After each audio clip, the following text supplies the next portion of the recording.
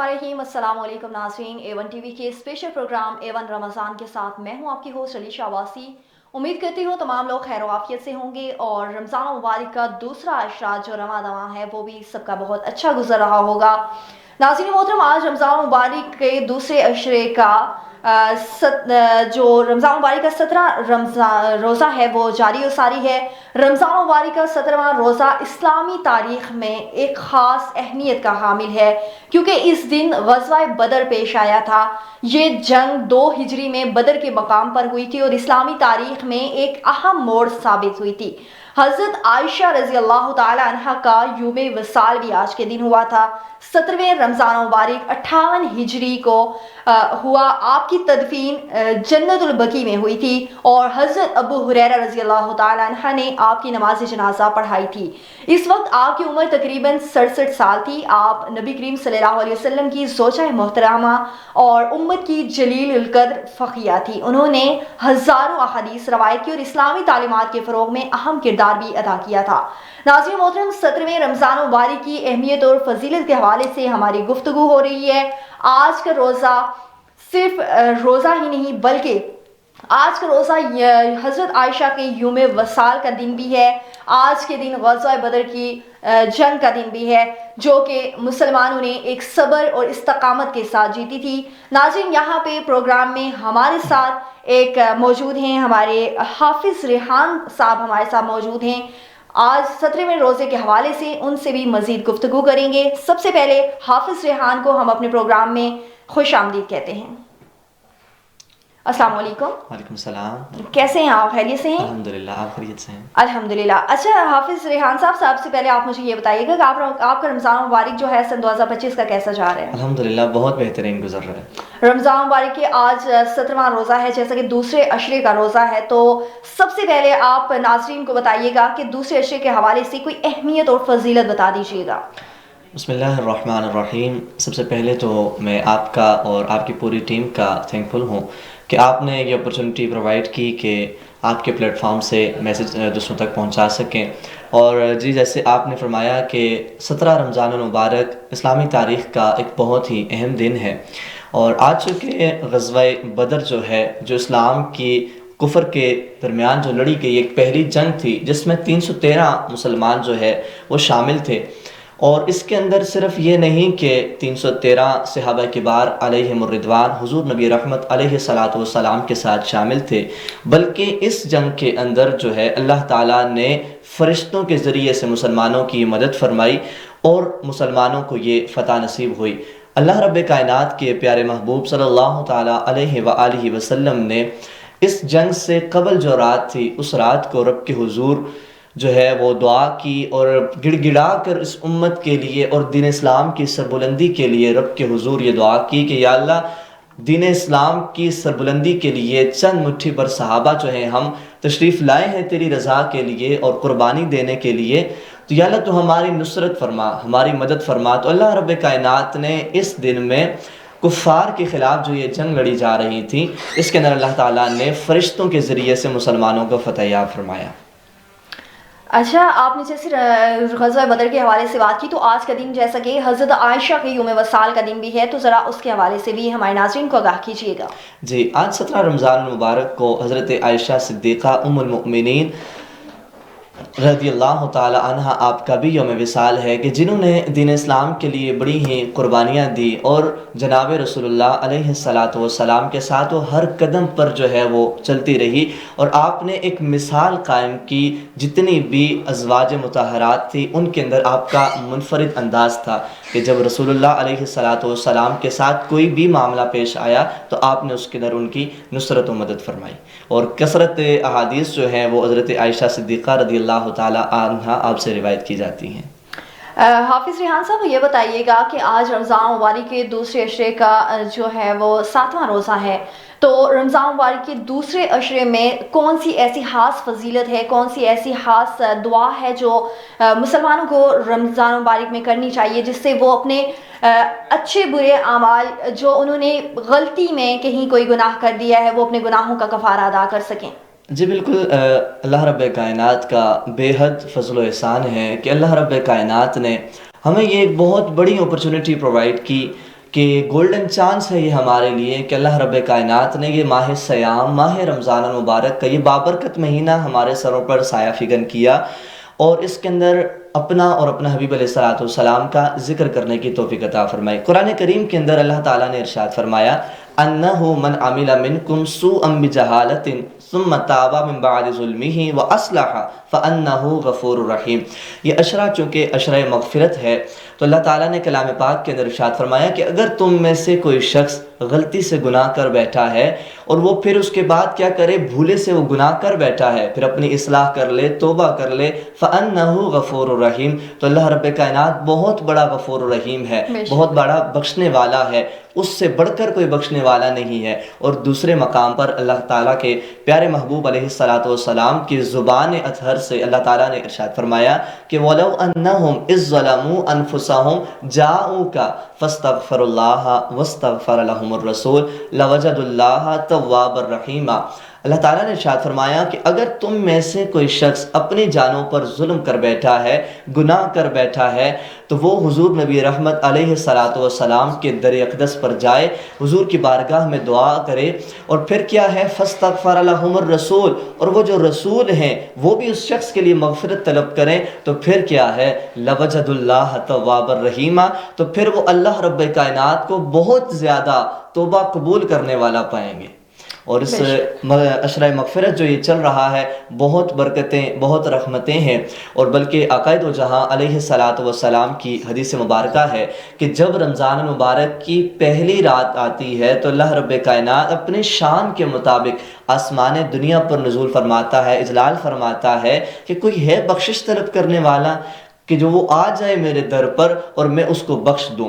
اور یہ دیکھیے کہ رمضان مبارک کا کیا کانسیپٹ ہے، اگر ہم قرآن مجید کے اندر اس کو دیکھتے ہیں تو اللہ تعالیٰ نے ارشاد فرمایا یا ایھا الذین آمنوا کتب علیکم الصیام کما کتب علی الذین من قبلکم لعلکم تتقون۔ اب یہاں سے ایک چیز جو پوائنٹیبل بات ہے وہ یہ ہے کہ روزے کا آخر مقصد کیا ہے، کس وجہ سے یہ روزے جو ہے یہ فرض کیے گئے، اور دوسری ایک اور بات کہ اللہ تعالیٰ کا اپنے بندوں پر کتنا ایک انداز رحمت ہے کہ کس انداز سے ایڈریس کیا جا رہا ہے امت مسلمہ کو، اور لوگوں کو مخاطب کرنے کا اللہ رب کائنات کا کتنا ہی خوبصورت انداز ہے۔ قرآن کریم کے اندر اللہ تعالیٰ نے ایک مقام پر ارشاد فرمایا یا ایھا الناس انتم الفقراء الی اللہ، اے وہ لوگوں کہ تم سارے کے سارے جتنے بھی ہو یہ تم فقیر ہو، اور پھر غنی کون ہے، واللہ غنی الحمید۔ اور یہ دیکھیے کہ دنیا کے اندر جتنے بھی ملینرز اور بلینرز لوگ ہیں ان سب کے پاس جتنے بھی نعمتیں ہیں یہ ساری کی ساری اللہ تعالیٰ کی طرف سے دی گئی ہیں۔ اب یہاں پر دیکھیں کہ جو ناس کا لفظ جو ذکر کیا گیا، اب اس کے سے اسپیسیفک لوگ مراد نہیں ہیں بلکہ یہاں سے تمام انسانیت، اب اس کے اندر جتنی بھی کمیونٹیز ہیں ان سب کے سب لوگ جو ہے یہاں پر مراد ہیں۔ لیکن اسی کے ساتھ اس آیہ مبارکہ میں جو پوائنٹیبل بات ہے وہ یہ ہے کہ اللہ تعالیٰ نے ایمان والوں کو مخاطب کیا ہے، یہ فرمایا کہ یا ایھا الذین آمنوا، اے وہ لوگوں جو ایمان لے آئے ہو، اور جن لوگوں کے دلوں میں حلاوت ایمان موجود ہے، ایمان کی لذت موجود ہے، ان سے خطاب فرما کر ان کو ایڈریس کر کے اللہ تعالیٰ نے ارشاد فرمایا کہ تم پر یہ روزے فرض کر دیے گئے ہیں۔ اب اس کے اندر یہ ہے کہ بعض احباب کا یہ کویسچن بھی ہوتا ہے کہ رمضان المبارک کا آخر مقصد کیا ہے، کس وجہ سے یہ روزے فرض کیے گئے، اور کیا یہ جو روزے فرض کیے گئے ہیں یہ صرف ہم پر روزے فرض کیے گئے یا ہم سے پہلے جو لوگ تھے ان پر بھی ان روزوں کو فرض کیا گیا تھا؟ تو بلکہ اللہ تعالیٰ نے اس کے اندر اسی آیہ مبارکہ کے حصے کے اندر جو فرمایا کہ کما کتب علی الذین من قبلکم، کہ یہ صرف تم پر روزے فرض نہیں ہیں بلکہ یہ تم سے پہلے کے لوگوں پر بھی روزے فرض کیے گئے تھے۔ اب اس کا مقصد کیا ہے، لعلکم تتقون، کہ تم تقوی اختیار کرو، تم پرہیزگار بن جاؤ۔ اب ایک یہاں پر بات یہ ہے کہ تقوی کی مختلف جو ڈیفینیشنز ہیں بہت سارے لوگوں نے کی، لیکن اہل طریقت لوگ اور جو صوفیاء کی ٹرم میں اگر ہم لوگ دیکھتے ہیں کہ جن کا زیادہ تر رجحان جو اللہ رب کائنات کی طرف رہا، جنہوں نے ہمہ وقت یہ کوشش کی کہ ہم پر اللہ رب کائنات کی رحمتیں نازل ہوں اور آقا دو جہاں علیہ الصلوۃ والسلام کی نظر عنایت ہمارے شامل حال ہو۔ اب اسی کے اندر ایک صوفی بزرگ جن کا نام خواجہ پیر محمد عبداللہ جان علیہ الرحمہ. آپ سے جب کسی نے یہ پوچھا کہ حضرت تقویٰ کی کیا تعریف ہے، تو آپ کہتے ہیں کہ چھوٹی سے چھوٹی نیکی کو اللہ رب کائنات کی رضا کے لیے کر لینا، اور چھوٹے سے چھوٹے گناہ سے اللہ رب کائنات کی خوف و خشیت سے بچ جانا، اس کو تقویٰ کہتے ہیں. بالکل ایسا ہی ہے. جی تو ناظرین، حافظ ریحان ہمارے ساتھ موجود ہیں جو ہمیں 17ویں رمضان روزے کی اہمیت اور فضیلت سے آگاہ کر رہے ہیں. یہاں پہ ہم اپنے پروگرام کو مزید آگے بڑھائیں گے. اور حافظ ریحان صاحب، کیا آپ ہمارے ناظرین کو ایک چھوٹی سی نعت سنانا چاہیں گے؟ انشاءاللہ ضرور. تو ناظرین سنتے ہیں حافظ ریحان سے ایک چھوٹی سی نعت، اور پھر آپ سے مزید 17ویں روزے کی اہمیت اور فضیلت کے حوالے سے ہماری گفتگو جاری رہے گی. پیش کیجیے گا. مجھ خطا کار سا انسان مدینے میں رہے،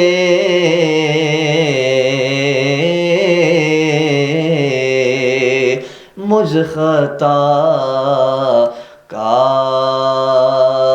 سا انسان مدینے میں رہے، بن کے سرکار کا مہمان مدینے میں رہے، کہیں نہ دیکھا زمانے بھر میں جو کچھ مدینے میں جا کے دیکھا، تجلیوں کا لگا ہے میلہ، جدھر نگاہیں اٹھا کے دیکھا، وہ دیکھو دیکھو سنہری جانی، ادھر سوالی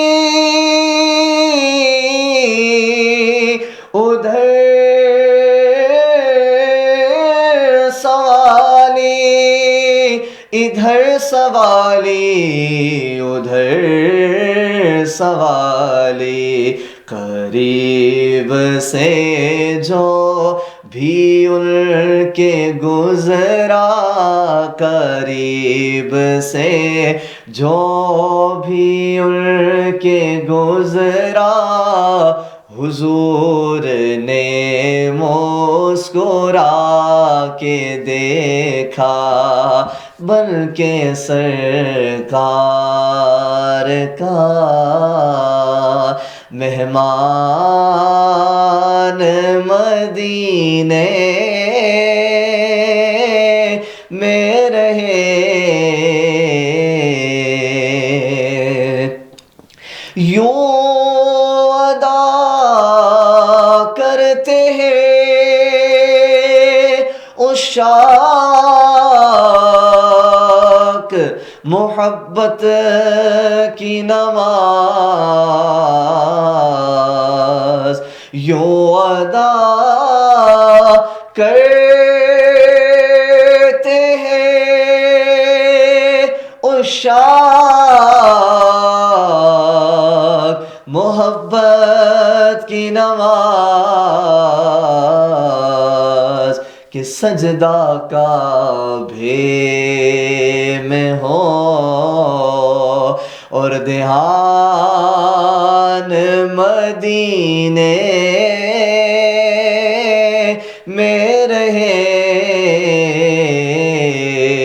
سجدہ کعبے میں ہو اور دھیان مدینے میں رہے، دل الجھتا ہے تو سینے کی طرف دیکھتے ہیں، اپنے آقا کے مدینے کی طرف دیکھتے ہیں، وقت نے دیکھے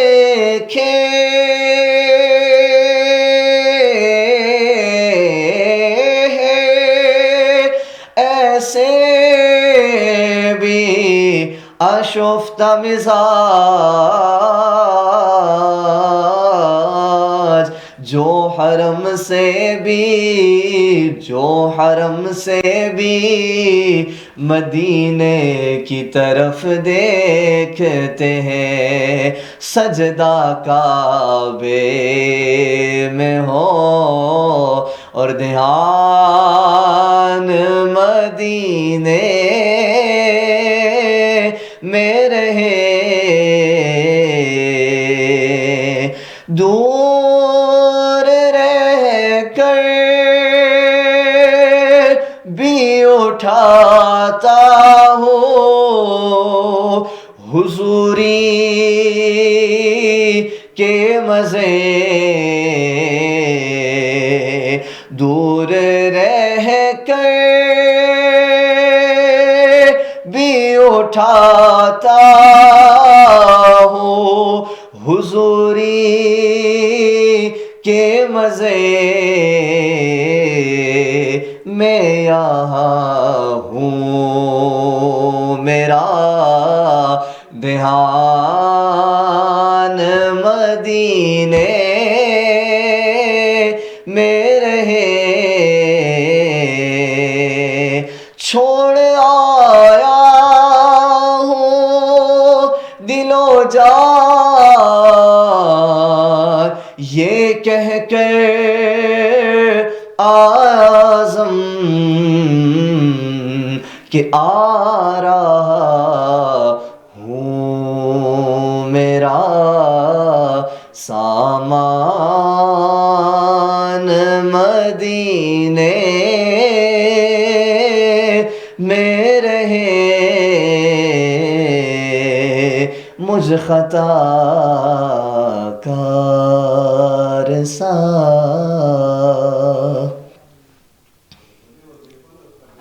ماشاءاللہ، جزاک اللہ۔ ناظرین، حافظ ریحان ہمارے ساتھ موجود ہیں جو خوبصورت انداز میں ہمیں نعت سنا رہے تھے۔ حافظ ریحان صاحب، یہاں اپنے پروگرام کو ہم مزید آگے بڑھائیں گے اور آپ سے ایک چھوٹا سا سوال یہ کروں گی کہ زیادہ تر آپ نے دیکھا ہوگا کہ رمضان مبارک میں لوگ جو ہے وہ روزہ تو رکھ لیتے ہیں، لیکن اس کے ساتھ اپنی جو عبادات ہیں ان کو قضا کر دیتے ہیں، تو اس حوالے سے ہمیں آگاہ کیجیے گا ہمارے ناظرین کو۔ بسم اللہ الرحمن الرحیم، بہت اچھا آپ نے کوشچن کیا، اور میں یہ سمجھتا ہوں کہ اس وقت اس کوشچن کی بہت زیادہ ضرورت بھی تھی۔ اور جیسے آپ نے بتایا کہ بعض احباب کا یہ روٹین ہوتی ہے ان کی کہ صبح روزہ رکھا اور پھر جو ہے وہ شام کو افطاری میں اٹھنا ہوتا ہے۔ تو دیکھیں، بیسیکلی جو قرآن کریم کے اندر اللہ تعالیٰ نے جو ارشاد فرمایا کہ روزے کا مقصد کیا ہے کہ لعلکم تتقون، کہ تاکہ تم جو ہے وہ تقوی اختیار کرو، تم اللہ تعالیٰ سے ڈرنے والے بن جاؤ۔ کہ تقوی کی تعریف جو پہلے بیان کی گئی کہ چھوٹی سے چھوٹی نیکی کو کر لینا اور چھوٹے سے چھوٹے گناہ سے بچ جانا، اس کو تقوی کہتے ہیں۔ اور مزید اگر اس کو ہم آگے دیکھیں کہ تقوی کس کو کہتے ہیں، تو حضرت ابی بن کعب رضی اللہ تعالی عنہ آپ سے حضرت امیر المؤمنین خلیفہ ثانی حضرت عمر فاروق رضی اللہ تعالی عنہ آپ نے پوچھا کہ یہ بتائیے کہ تقوی کہتے کسے ہیں، تو حضرت ابی بن کعب رضی اللہ تعالی عنہ نے دوبارہ کوشچن کیا حضرت امیر المؤمنین سے اور کہتے ہیں کہ آپ یہ بتائیے کہ کیا آپ کا گزر کبھی ایسے راستے سے ہوا ہے کہ جو کانٹے دار راستہ ہو؟ تو امیر المؤمنین نے ارشاد فرمایا کہ جی ہاں، بارہا دفعہ ایسا ہوا کہ میرا گزر ایسے راستے سے ہوا کہ جو کانٹے دار راستہ تھا۔ تو پھر حضرت ابی بن کعب رضی اللہ تعالیٰ عنہ نے دوبارہ پوچھا کہ یہ بتائیے کہ آپ نے وہاں پر کیا عمل اختیار کیا ہے؟ امیر المؤمنین نے ارشاد فرمایا کہ میں وہاں سے بڑے ہی احتیاط سے گزرا کہ کہیں کسی کانٹے کی وجہ سے میرے جسم کو یا میرے کپڑوں کو کوئی نقصان نہ پہنچے۔ تو پھر حضرت ابی بن کعب رضی اللہ تعالیٰ عنہ نے سمجھانے کے لیے یہ بات عرض کی تھی، اور پھر کہتے ہیں کہ فذاک التقویٰ، اسی کو تقویٰ کہتے ہیں۔ پھر امیر المؤمنین نے پوچھا کہ اس کو تقویٰ کیسے کہا جاتا ہے؟ تو آپ نے یہ بتایا کہ جیسے آپ نے مثال دی کانٹے والے راستے کی، تو یہ جو راستہ جو ہمیں نصیب ہے کہ اللہ تعالیٰ نے ہمیں مسلمان بنایا اور پھر اس صراط مستقیم کے راستے پر جو ہمیں گامزن کیا. اب یہ راستہ بڑا ہی محبت والا، اخلاص والا راستہ ہے. اب اس راستے کے اوپر ہمارے لیے بڑی مشکلات بھی آئیں گی اور بہت سارے لوگوں نے ہمارے لیے کانٹے بھی بچھا رکھے ہوں گے. اور لیکن اس کے ساتھ یہ ہے کہ شیطان کا بہت زیادہ غلبہ جو ہے وہ انسان کے اوپر ہوتا ہے، کیونکہ شیطان نے جو ہے قرآن کریم کے اندر اللہ تعالیٰ نے اس کی وہ بات کو ایڈریس کیا کہ جب شیطان نے یہ کہا قَالَ فَبِعِزَّتِكَ لَأُغْوِيَنَّهُمْ أَجْمَعِينَ إِلَّا عِبَادَكَ مِنْهُمُ الْمُخْلَصِينَ، کہ اللہ تعالیٰ اس شیطان نے جو ہے اللہ تعالیٰ کی قسم اٹھا کر یہ بات کہی کہ میں جو ہے تیرے بندوں کو ورگلاؤں گا، گمراہ کروں گا. لیکن اب اس کے اندر بھی ایک بات جو اس نے کہی کہ الا عبادک منہم المخلصین، مگر تیرے وہ بندے کہ جو اخلاص والے ہوں گے، جنہوں نے مخلصین لوگوں کے ساتھ جن کا ربط ہوگا، جن کا تعلق ہوگا، میں ان کو نہیں گمراہ کر سکوں گا. اور اسی لیے رمضان کا جو مقصد ہے وہ تقوی اختیار کرنا ہے. اور اس کے اندر اس کی وجہ یہ ہوتی ہے، جیسے آپ نے یہ بات کہی کہ لوگوں کا یہ روٹین بن جاتی ہے. اور بعض دفعہ یہ بھی سنا گیا ہے، لوگوں کا یہ کہنا ہوتا ہے کہ چلیں جیسے جو 11 مہینے ہم لوگ گزار دیتے ہیں اسی طرح ایک ہی ماہ بھی گزر جائے. لیکن ایسا یہ بات نہیں ہے، بلکہ اس کا مقصد تقوی اختیار کرنا ہے. اور جو 11 ماہ ہم لوگوں نے جو کام کیے ہوتے ہیں اس سے بچ کر ہم لوگوں نے اس ماہ کے اندر اپنی ایک ایسی روٹین بنانی ہوتی ہے، اپنے نماز، روزہ. اور روزہ صرف منہ کے پیاسے یا پیٹ کے بھوکا رہنے کا نام نہیں ہے کہ صبح آپ نے صبح سحر سے لے کر شام افطار تک آپ بالکل جو ہے کچھ بھی نہ کھائیں اور آپ کا روزہ ہو جائے. ایسا نہیں ہے، بلکہ آنکھ کا بھی روزہ، کان کا بھی روزہ، ہر چیز کا ایک روزہ ہے. یعنی اس کا مقصد یہ ہے کہ ہم لوگوں نے اپنی خواہشات نفسانی کے اوپر قدم رکھ کر کے اللہ تعالیٰ کی رحمت کو اور آقا دو جہاں علیہ الصلوۃ والسلام کی نظر رحمت کو اپنی طرف متوجہ کرنا ہے. اب اس کی ایک اگر ہم اگزامپل لینا چاہیں، ہمارے بہت سارے ینگسٹرز جو ہوتے ہیں وہ کچھ روٹین ورک کے اندر انہوں نے ایک اسپیسیفک ٹائم رکھا ہوتا ہے کہ جس کے اندر وہ جا کر جم لگاتے ہیں، جس سے اپنی باڈی کو وہ بہتر بنانے کی کوشش کرتے ہیں. اب اگر ہم لوگ یہاں سے ایگزامپل لیں، اب ایک شخص ہے وہ اپنے جم لگا رہا ہے اور ایک ہفتہ لگانے کے بعد وہ اس کو روک دیتا ہے، اور پھر اس کے بعد جب دوبارہ وہ شروع کرتا ہے تو اس کے لیے بڑی مشکلات کا سامنا ہوگا. اب اسی طرح اللہ رب کائنات نے انسان کے اندر 2 طرح کے انداز رکھے ہیں، ایک فزیکلی انداز ہے اور ایک اسپرچول انداز ہے. ایک کا تعلق انسان کی جسمانیت کے ساتھ ہے، باڈی کے ساتھ ہے کہ ہم خوراک کھاتے ہیں تو ہمارے جسم کو جو ہے وہ اسٹرینتھ ملتی ہے، اسٹرینتھ پاور ملتی ہے. اور ایک کا تعلق جو ہے وہ انسان کی اسپرچولیٹی کے ساتھ ہے. اس کے اندر یہ ہے کہ انسان کی روحانیت برقرار رہے، انسان کی روحانیت کے اندر اضافہ ہو. اور یہ جو تقوی کا مقصد ہے یہ انسان کی فزیکل کے لیے بھی بہتر ہے اور اس کے ساتھ ساتھ انسان کی اسپرچولیٹی کو بھی یہ اسٹرینتھ دیتا ہے، پاور دیتا ہے. اور جیسے آج کا جو دن ہے جو غزوہ بدر کا جو دن ہے، اب اس کے اندر حضرات صحابہ کبار علیہم الرضوان جو تھے، اب وہاں پر دیکھیں چند مٹھی بھر صحابہ تھے، لیکن ان کے ساتھ جو تھا روحانیت ان کی جو تھی وہ برقرار تھی، اسپرچول اسٹرینتھ ان کے ساتھ تھی، جس کی وجہ سے انہوں نے کفار کے مقابلے میں. اب یہاں سے ایک بات میں ضرور کرنا چاہوں گا کہ آقا دو جہاں علیہ الصلوۃ والسلام کے جتنے بھی صحابہ تھے، اب چاہے وہ بچوں میں ہوں، چاہے وہ بڑوں میں ہوں، یا چاہے وہ بزرگوں کے اندر ہوں، ان سب کے اندر جذبہ جہاد جو تھا اور روحانیت کا ایک ایسا لیول پر وہ تھے کہ وہ اپنا تن من سارا کچھ حضور کی بارگاہ میں قربان کرنا جانتے تھے. اب اسی کے اندر 2 بچے جو تھے ان کے اندر بھی جذبہ جہاد تھا، روحانیت، اسپرچولیٹی موجود تھی. اور وہ جب یہ دن آیا غزوہ بدر کا، جب یہ مارکہ ہونے لگا، تو حضور علیہ الصلوۃ والسلام نے صحابہ کرام کو جو ہے فرمایا کہ آپ تشریف لیں سارے، ہم لوگوں نے غزوہ کے لیے جانا ہے. اب اس کے اندر 2 جو چھوٹے بچے تھے وہ حضور کی بارگاہ میں آتے ہیں اور آ کر کے کہتے ہیں کہ ہم نے بھی جانا ہے، ہم بھی آپ کے ساتھ اس جنگ کے اندر شامل ہونا چاہتے ہیں. اب بچے وہ دونوں چھوٹے ہیں، لیکن اب ان کے اندر جو اسپرچولیٹی تھی، جو روحانیت تھی، جو آقا دو جہاں علیہ الصلوۃ والسلام کی نظر رحمت جو انہیں نصیب ہوئی، اس سے انہوں نے یہ کہا کہ ہم لوگوں نے بھی اس کے اندر جو ہے وہ جانا ہے. اب انہوں نے دیکھیں ایک تدبیر کیا ارشاد فرمائی. اب تدبیر یہ کی کہ ایک چھوٹا تھا اور ایک بڑا تھا. اب چھوٹے نے بڑے بھائی سے کہا کہ آپ کے تو آپ مضبوط ہیں، آپ جسم کے اندر بھی مضبوط ہیں، تو آپ تو مجھے ہرا دیں گے، لیکن جو ہے اگر آپ مجھے ہرائیں نہیں بلکہ اگر میں آپ سے جیت جاتا ہوں تو ایسے ہم دونوں جو ہے وہ جنگ کے اندر جا سکتے ہیں۔ اب آقا دو جہاں علیہ الصلوۃ والسلام تشریف فرما ہے اور ان دونوں کو سامنے کہا کہ چلو آپ دونوں آپس میں مقابلہ کرو، دیکھتے ہیں کون آپ میں سے جو ہے وہ جتنا ہے، پھر اس کو جو ہے نا ہم جنگ کے اندر لے کر کے جائیں گے۔ اب ان دونوں نے جب یہ عمل اختیار کیا اور آقا دو جہاں علیہ الصلوۃ والسلام اتنا خوش ہوئے اس عمل سے کہ ان دونوں کو وہ ساتھ لے کر کے گئے۔ اب جنگ کے اندر جانے کے بعد ان کا ٹارگٹ کیا تھا کہ ہم نے کس کو جو ہے وہ قتل کرنا ہے، اور جو ابو جہل تھا کہ جس نے ساری زندگی جو ہے آقا دو جہاں علیہ السلام کی گستاخیاں کی تھی، اور ان کو یہ عمل اتنا ناگزیر تھا ان بچوں کو کہ ہم نے اس کو قتل کرنا ہے کہ جس نے سب سے زیادہ آقا دو جہاں علیہ السلام کی گستاخی کی، اور ابو جہل جو تھا وہ ان دو بچوں کی وجہ سے ہی واصل جہنم ہوا۔ اور اس کا کہنے کا مقصد یہ ہے کہ اس کا تعلق روحانیت کے ساتھ ہے، ہمیں زیادہ سے زیادہ جو ہے وہ چیزیں وہ عمل اختیار کرنے چاہیے کہ جس سے اللہ تعالیٰ کی نظر رحمت، اللہ تعالیٰ کا فضل و کرم اور آقا دو جہاں علیہ الصلوۃ والسلام کی نظر رحمت ہم سب کے شامل حال ہو سکے۔ بے شک۔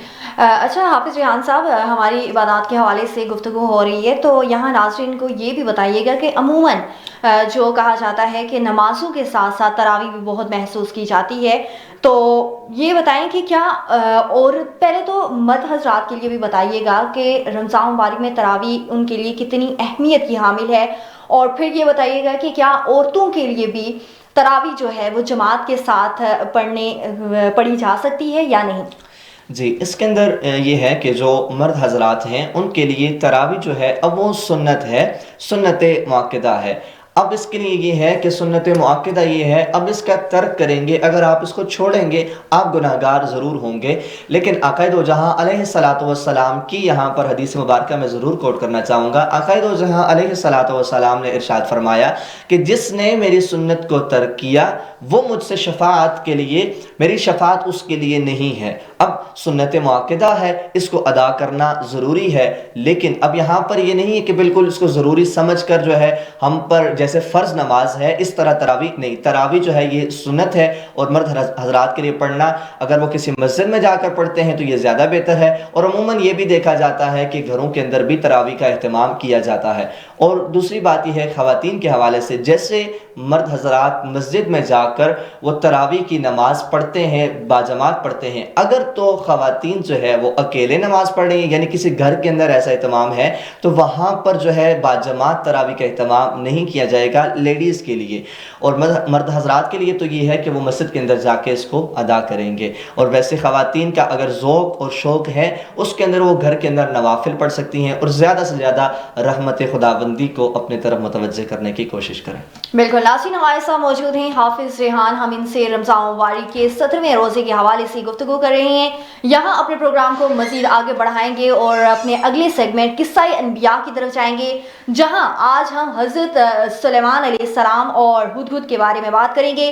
ناظرین محترم، حضرت سلیمان علیہ السلام تھے کون، یہ ہم حافظ ریحان صاحب سے سنیں گے، اور اس کے بعد ہم لوگ مزید تفصیلات دیکھیں گے منیبہ اختر سے۔ جی حافظ سلیمان صاحب، سب سے پہلے تھوڑا سا حضرت سلیمان علیہ السلام کے بارے میں آگاہ کیجیے۔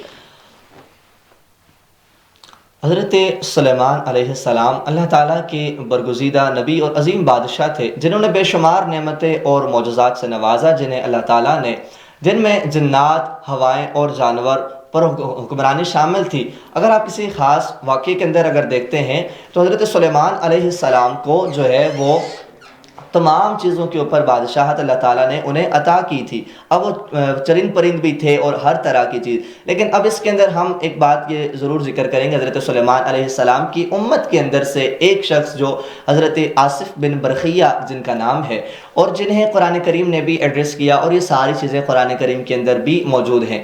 اب یہاں پر بات یہ ہے کہ وہ نبی تھے، ولی تھے، یہ ایک الگ کی بات ہے۔ حضرت آصف بن برخیہ جو تھے، اب ملکہ بلقیس کا تخت لانا جو قرآن کریم کے اندر جو موجود ہے، اب یہ حضرت سلیمان علیہ السلام کی امت میں سے ہی تھے، اور انہی کی تربیت یافتہ، انہی کی امت کے اندر سے یہ واقعہ جو سارا قرآن کریم نے اس کو بیان کیا۔ اب وہ تخت جو تھا وہ کوسوں میل دور تھا۔ حضرت سلیمان علیہ السلام نے اپنی امت کے اندر یہ اعلان کیا کہ کون سا ایسا شخص ہے کہ جو اس کو اٹھا کر کے لے آئے۔ اب ایک جو ہے نا وہاں سے جنات میں سے ایک شخص اٹھا اور اس نے کہا کہ جو ہے میں لے آؤں گا، لیکن آپ کی مجلس برخاست ہونے سے پہلے حضرت سلیمان علیہ السلام نے کہا کہ نہیں مجھے اس سے بھی پہلے چاہیے، اور پھر ایک شخص جسے اکثر احباب نے کہا کہ وہ ولی اللہ تھے، اور انہوں نے کہا کہ میں تو پلک جھپکنے سے پہلے لے آؤں گا، اور یہ اس چیز کو بھی قرآن کریم نے ایڈریس کیا ہے۔ تو اب یہ دیکھیے کہ اگر سلیمان علیہ السلام کے امت میں سے ایک شخص کا عالم یہ ہے تو خود حضرت سلیمان علیہ السلام کی کیا شان، کیا عظمتیں ہوں گی۔ بالکل، مزید اسی حوالے سے حضرت سلیمان علیہ السلام اور ہدہد کے حوالے سے ہم مزید تفصیلات جانیں گے منیبہ اختر کی اس رپورٹ میں۔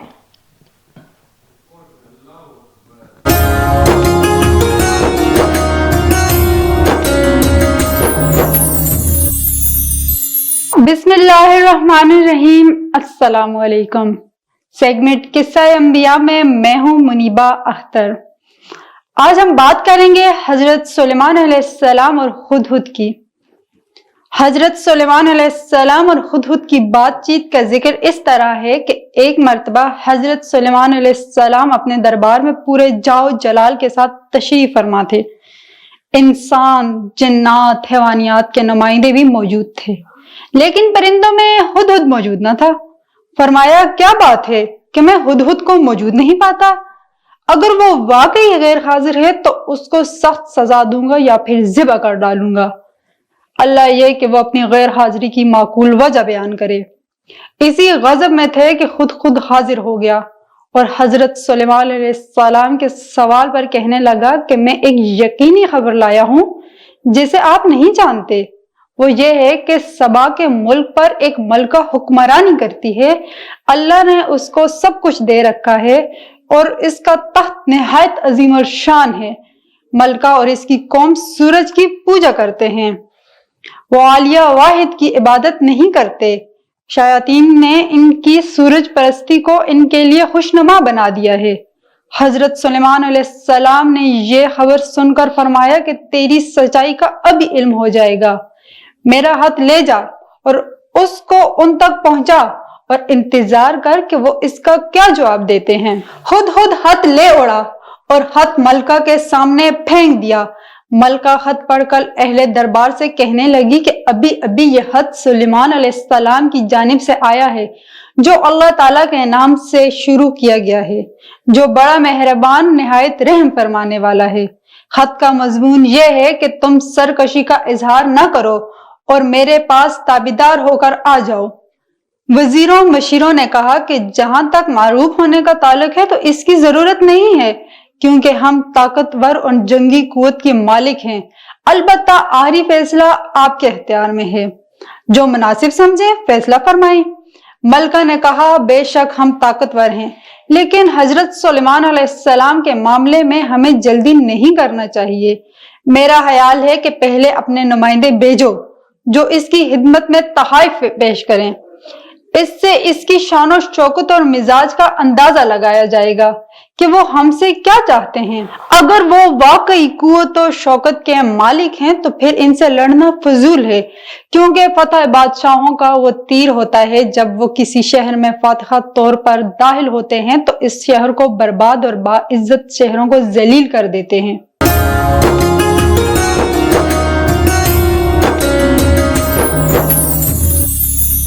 جی ناظرین، حضرت سلیمان علیہ السلام اور ہدہد کے حوالے سے ہمیں آگاہ کر رہی تھی منیبہ اختر۔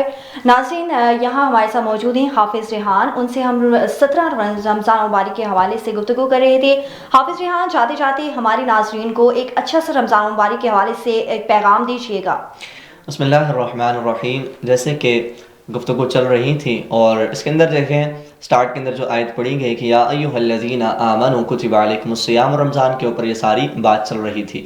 اب اس کے اندر میں ایک حدیث مبارکہ کے ساتھ جو ہے وہ پیغام دینا چاہوں گا۔ کتب احادیث کی جو مستند کتابیں ہیں، جس کے رائٹر مفتی، ان میں سے ایک کتاب جس کے رائٹر مفتی احمد یار خان نعیمی علیہ الرحمہ ہیں، جس کا نام مرآۃ المنازل شرح مشکاۃ المصابیح ہے، اس کو آپ نے 8 حصوں کے اندر جو ہے وہ تقسیم کیا ہے، اور اس کے 7ویں حصے کے اندر ایک چیپٹر انہوں نے جو ہے وہ رکھا ہے فتنوں کے بیان کے نام سے۔ اس کے اندر ایک حدیث مبارکہ آپ لکھتے ہیں کہ रसूलुल्लाह अलैहिस्सलातु वस्सलाम तशरीफ़ फरमा हैं सहाबा किबार अलैहिम रिदवान हुज़ूर की बारगाह में ज़ानों तलम्मुस तय करने के लिए, तरबियत हासिल करने के लिए और मुख्तलिफ़ अहकामात सीखने के लिए हुज़ूर की बारगाह में तशरीफ़ लाया करते थे। आक़ाए दो जहां अलैहिस्सलातु वस्सलाम ने इरशाद फरमाया कि ए मेरे सहाबा, कुर्ब क़यामत एक वक्त ऐसा आएगा कि जिस वक्त जो है फितने बहुत ज़्यादा बर्पा हो जाएंगे। अब उस फितने के अंदर आक़ाए दो जहां अलैहिस्सलातु वस्सलाम ने 4 तरह के अंदाज़ बताए कि उस वक्त के अंदर जो है चलने बैठने वाला शख्स जो होगा वो खड़े होने वाले शख्स से बेहतर होगा, खड़ा होने वाला शख्स जो है वो चलने वाले शख्स से बेहतर होगा और चलने वाला शख्स जो है वो दौड़ने वाले शख्स से बेहतर होगा। अब जब इसकी डिटेल के अंदर हम जाते हैं कि ये बात क्यों आक़ा दो जहां अलैहिस्सलातु वस्सलाम ने इरशाद फरमाई कि खड़ा होने वाला शख्स, बैठने वाला शख्स, दौड़ने वाला शख्स, तो आक़ा दो जहां अलैहिस्सलातु वस्सलाम ने ये मिसाल इसलिए ज़िक्र फरमाई कि इतने फितने बर्पा हो जाएंगे कि बैठने वाले शख्स से मुराद ये है कि वो उन फितनों से आगाह ही नहीं होगा, उसे पता ही नहीं होगा कि कौन सा फितना है। वो शख्स बेहतर है खड़े होने वाले शख्स से। अब खड़ा होने वाला शख्स जो है उसको उन फितनों के बारे में पता है कि ये फितने इस वक्त सोसाइटी के अंदर हैं। अब जो चलने वाला शख्स है इससे मुराद ये है कि आहिस्ता आहिस्ता वो शख्स उन फितनों की लपेट में आ रहा है, और फिर दौड़ने वाला शख्स तो कम्प्लीटली उन फितनों की लपेट में है।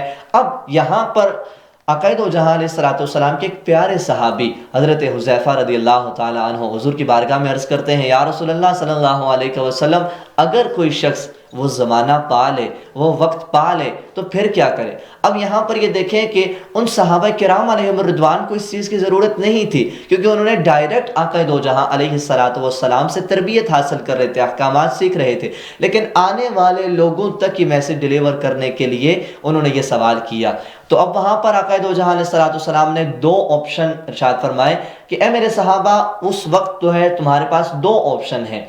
पहला ऑप्शन जो है वो ये है कि अपने आप को एक ऐसे बंद कमरे में बंद करके अल्लाह रब्ब कायनात की इबादत इतनी ज़्यादा करो कि जिससे तुम्हारा ईमान महफूज रह सके।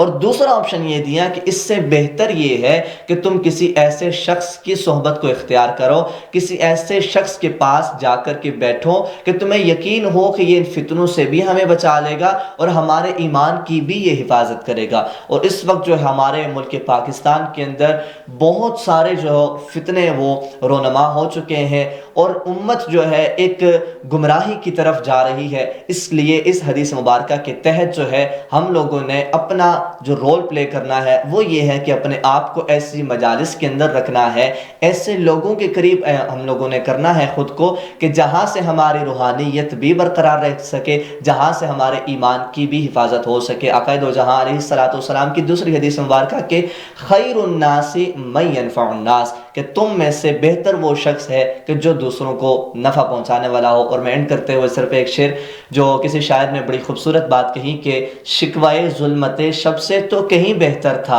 शिकवाए ज़ुल्मते शब से तो कहीं बेहतर था, अपने हिस्से की शमा जलाते जाते।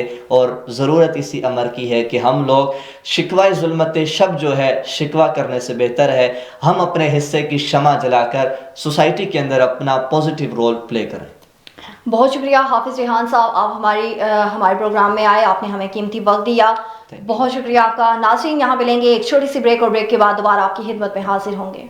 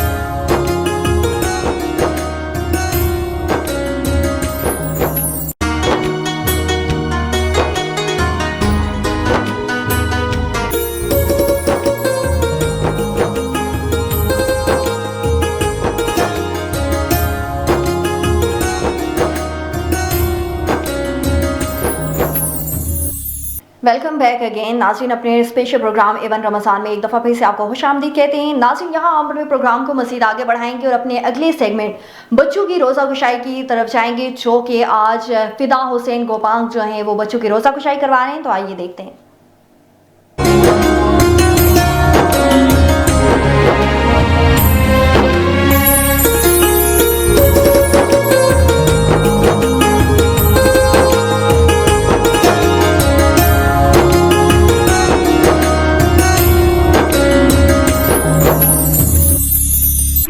अस्सलाम वालेकुम नाज़रीन, प्रोग्राम रोज़ा खुशाई के साथ मैं हूँ आपका मेज़बान फिदा हुसैन गोपांग और आज हमारे साथ कुछ मासूम बच्चे बैठे हुए। आइए मस्जिद रोज़े के हवाले से उनसे बातचीत करते हैं। उनका क्या नाम है आपका? मोहम्मद। अच्छा, आपने कितने रोजे रखे? सारे। अच्छा, आज आपने इबादत भी की है? अच्छा, और कल में कौन रोजा रखता है? ये वालिदैन हैं और भाई सारे। अच्छा, आज आपने इबादत भी की? अच्छा, कौन सी जमात में पढ़ते हैं आप? आठवीं जमात में पढ़ते हैं। अच्छा, और आपको आयत आती है? हाँ। कौन सी आती है बताएं? अच्छा, आप ये करना।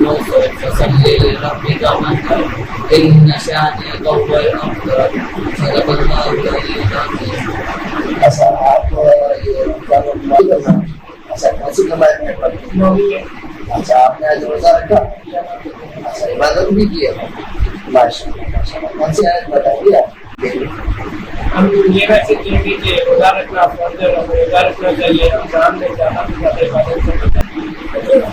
माशाअल्लाह, बुजुर्ग थे।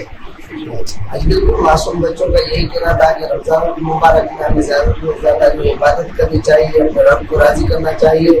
केंद्र टीम के साथ फिदा हुसैन गोपांग, एवन टीवी, खैरपुर मीरस।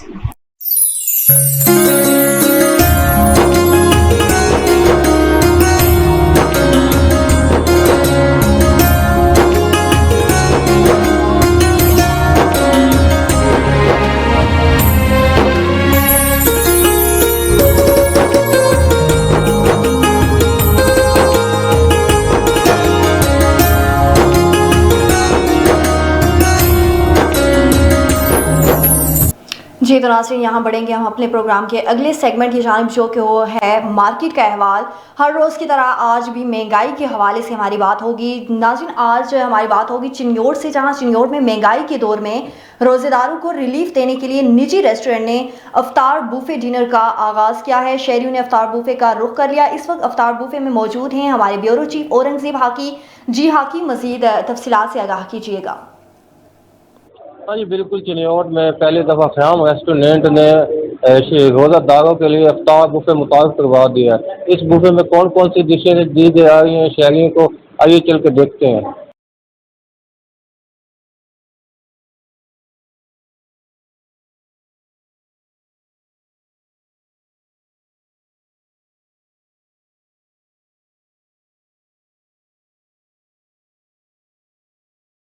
मेरे साथ इसमें मौजूद है रेस्टोरेंट के मैनेजर सऊद अब्बासी। इनसे जानते हैं कि वो यहाँ पर क्या क्या सहूलतें दे रहे हैं। अस्सलाम वालेकुम जी। वालेकुम सलाम। जी बताइएगा, जैसा कि महंगाई का भी दौर है, आप रोज़ेदारों को कितनी डिशें हैं यहाँ? हम चिन्योट की आवाम के लिए हर साल की तरह इस साल भी एक बेहतरीन रमज़ान पैकेज लेके आए हैं। उसमें 50+ डिशेज़ हैं, पाकिस्तानी, चाइनीज़, कॉन्टिनेंटल, थाई। बेहतरीन मेन्यू, बेहतरीन सर्विस सर प्रोवाइड कर रहे हैं। जी, जैसा कि आपने मैनेजर की बात सुनी, एक फैमिली मेरे साथ इसमें मौजूद है, इनसे जानते हैं। जी बताइएगा, आप यहाँ पर अफ्तार बुफे डिनर में आए हैं, कैसा लगा आपको यहाँ पर? जी बहुत अच्छा लगा है जी, और काफ़ी अच्छी अरेंजमेंट्स हैं इनकी। और इधर चिन्योट में दूसरे सिटीज़ में तो ये फैसिलिटीज़ हैं बुफे की, तो इधर ये ख़याम जो चिन्योट का इन्होंने अरेंज किया है, तो आज हम पहली दफ़ा ट्राई कर रहे हैं। पहले एक दफ़ा खाना खाया था, वो अच्छा था, तो आज देखते हैं इनका बुफे। रोज़ादार मौजूद है, इनसे जानते हैं कि वो उनको कैसा लगे। जी बताइएगा, अफ्तार बुफे डिशे में आप आए हैं, आपको कैसा लगा? अब हमें पता चला कि रमज़ान में बूफे का इन्होंने चलाया, 60+ इनकी डिशेज़ हैं, तो बहुत अच्छा इनका है ये इनिशिएटिव। अच्छे खाने, प्राइस भी जो है मुनासिब है। जैसा कि हमने आज अफ्तार बुफे का विज़िट किया, तो यहाँ पर हमारे मैनेजर से बात हुई, तो मैनेजर का ये कहना था کہ یہاں پر ہم روزہ کو 60+ ڈشز دے رہے ہیں، اور ہماری روزہ سے بات ہوئی تو انہوں نے یہ کہا ہے کہ یہ اچھا انیشیٹو ہے، ہم نے یہاں پر افطاری کیا ہے اور خوب انجوائے کیا ہے جی۔ بہت شکریہ اورنگزیب باقی تفصیلات سے آگاہ کرنے کے لیے۔ ناظرین یہ تھا ہمارا آج کا پروگرام، امید کرتی ہوں کہ آپ نے اس سے بہت سبق حاصل کیا ہوگا اور سبق حاصل کرنے کے ساتھ اس پر عمل پیرا بھی ضرور ہوں گے۔ ناظرین آج کا صدر میں روزہ رمضان مبارک کے آج کے روزے کے صدقے چاہتے چاہتے ایک خوبصورت سی بات آپ کو کہوں گی کہ آج کے روزے کے صدقے ہی اپنے اندر صبر، استقامت اور اللہ پر کامل بھروسہ رکھ لیں۔ اس جذبے کے ساتھ ہمیں اپنی زندگی میں بھی حق کی راہ پر چلنا چاہیے اور ہر آزمائش میں اللہ تعالیٰ کی مدد پر یقین رکھنا چاہیے۔ اپنی ہوسٹ علیشہ عباسی کو دیجیے اجازت۔ اللہ حافظ، اللہ نگہبان۔